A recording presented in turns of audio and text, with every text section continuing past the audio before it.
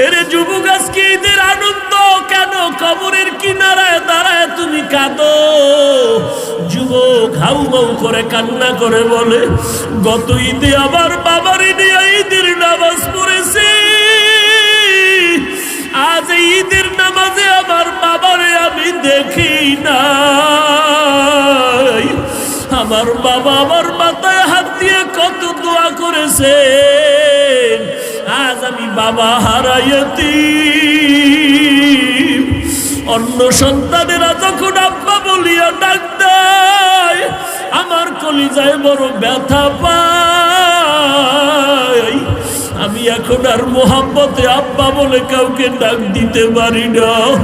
ও মা হারা সন্তান, ও বাবা হারা এতিম সন্তান, দুই ফোঁটা চোখের পানি ছেড়ে আমার মাওলাকে মোহাম্মতে ডাক দাও।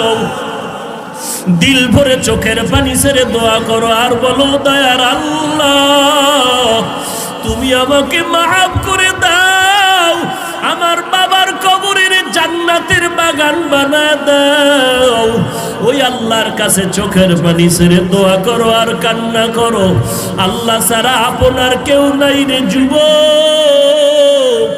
জান্নাত পাওয়ার জন্য ঈমানটারে মজবুত করো, নেক আমল করো, আল্লাহর কাছে কাঁদো, তওবা করো, আর নামাজ ছাড়বা না, বেপরদায় চলবা না, মা বাবারে কষ্ট দিবা না, নবীর সুন্নতের বিপরীত চলবা না, আলেম ওলামাদের কথা মেনে আমল করবা।